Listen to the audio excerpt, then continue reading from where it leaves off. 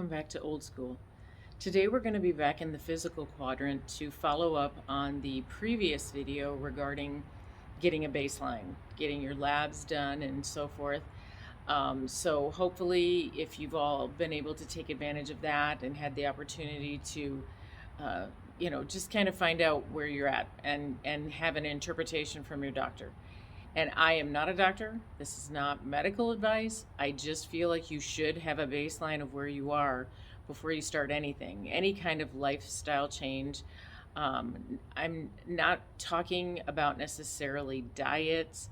I'm talking more about lifestyle, nutrition, general things I do for my health. And in regard to the parallel with my book, it has to do with basically my journey, my body composition journey, which has been very much a ride since I was born. I was born 4.5 pounds and breech, so I came out mooning the world, and it's been an interesting ride since then.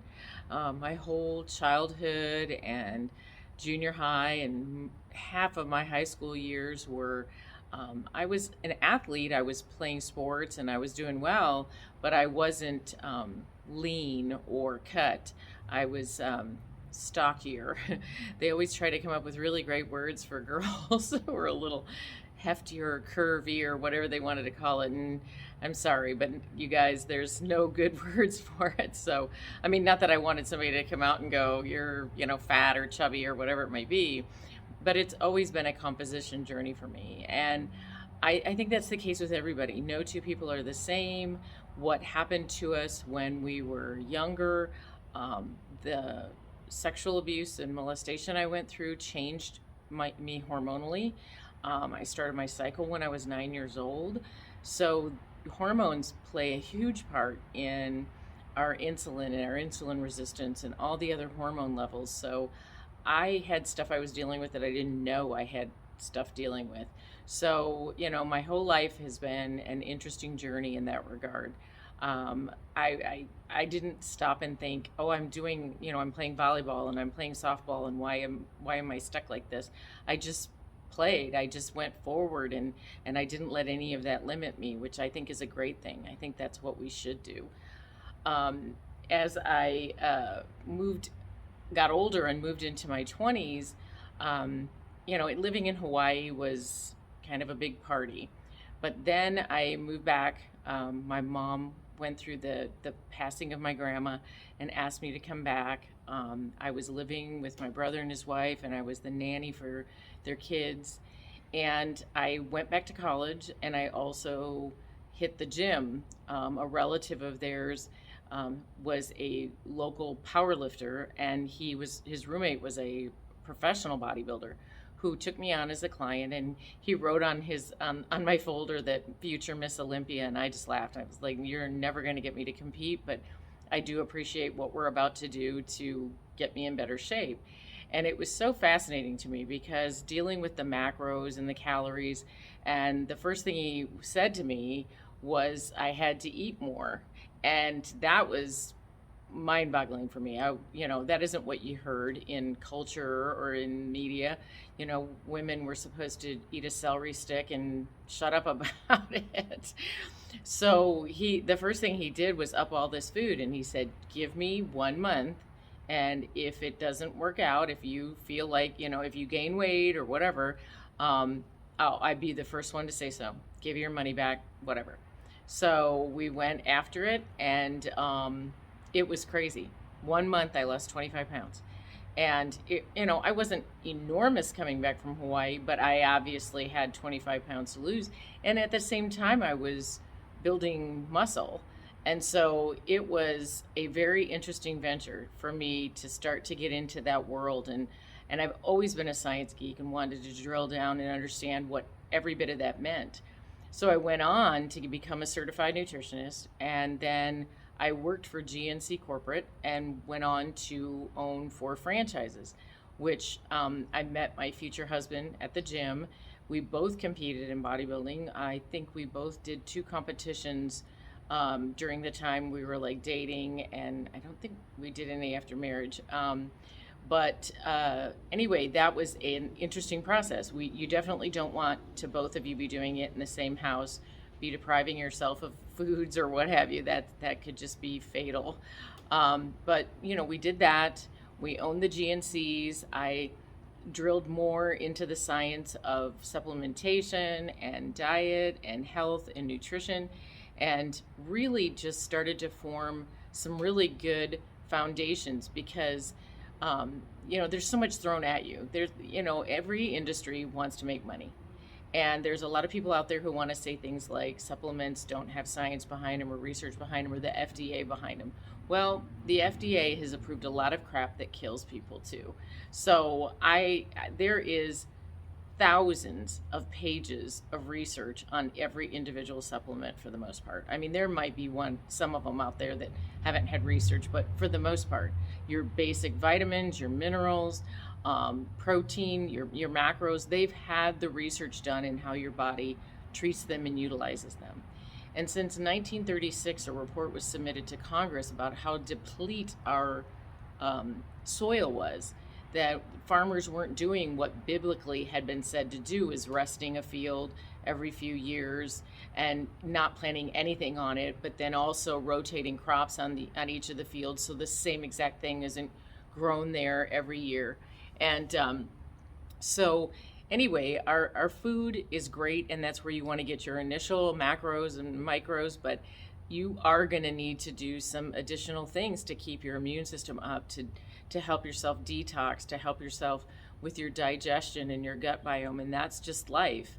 I get that there are probably people out there that would argue that they did it with just things that they grew, but I don't know that everybody's body is built that way, and I know mine wasn't. So I happen to add supplementation to what I'm doing.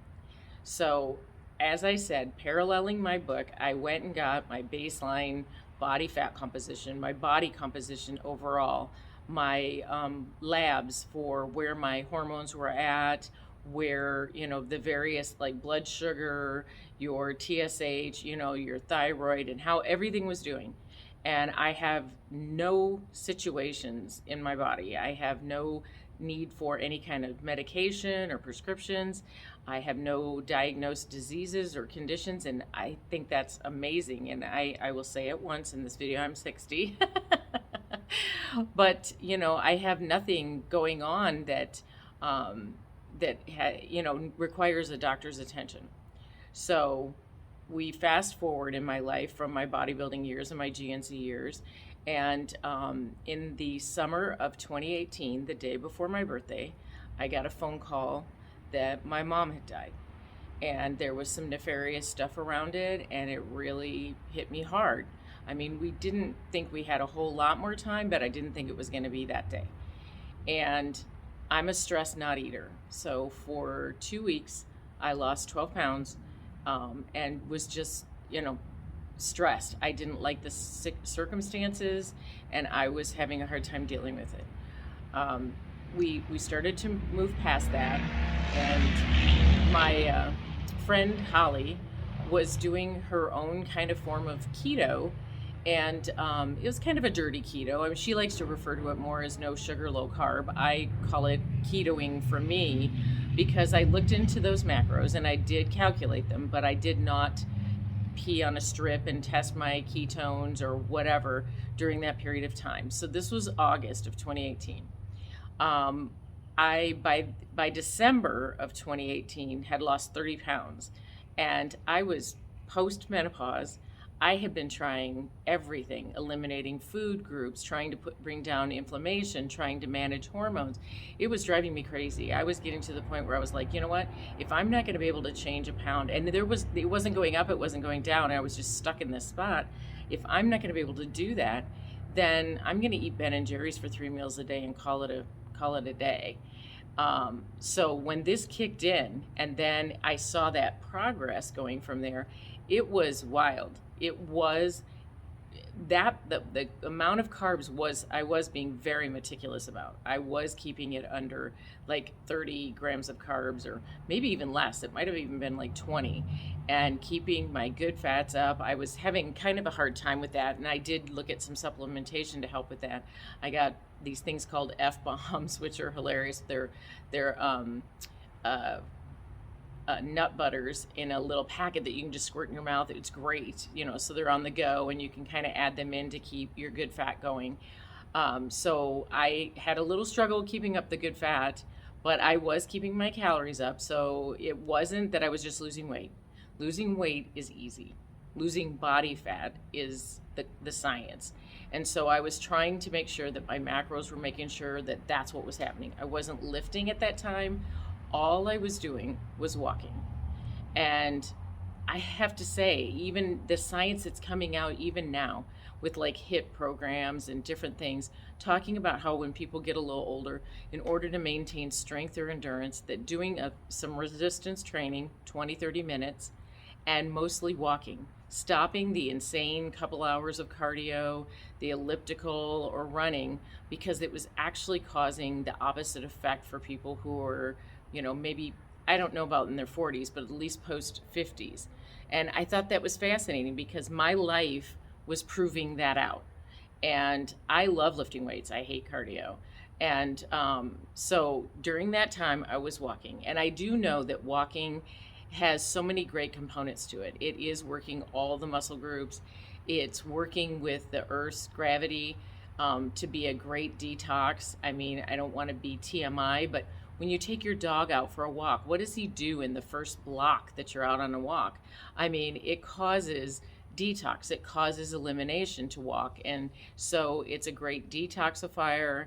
It's a great emotional and oxidative stress releaser, because you're out in nature, you're out in the sunlight, you're out breathing air. And yes, I know there may be pollution or what have you, but for the most part, it being out in nature in the sunshine has been proven over and over and over to be incredible for your immune system, for your just general health. And if anytime you can get down oxidative stress, I don't have a lot of toxins in my world. I'm not on any prescription drugs. I don't really, I'm not a recreational drug doer. I do drink. I do have wine or a cocktail with dinner. So that's probably the most toxins. But to be perfectly honest, my stress level and my anxiety levels, like from my mom's death or from walking through my divorce, were the things that gave me the most stress and gave me the most difficulty in my health and in my digestion, in your sleep. If your sleep is bad, all of it goes to pot. Your cortisol release, your insulin resistance. So to progress through the kind of weight loss that I was getting to see and that I talk about in my book, finally coming to postmenopause, finally coming to a place where I was able to work with my body and have it react, this is what I walked. I found the baselines. I did this, low carb, dirty keto version, and I was walking. And that was literally all I did for the first 30 pounds. After that, I moved into the second 30 pounds, and that involved working out and some additional changes with some fasting and things. And we'll go over that in a separate video. But this was so instrumental across the board for me mentally, for my sleep, for me emotionally, and how I felt about myself. Through my divorce, I had clenched my teeth and I was wearing braces at the time too.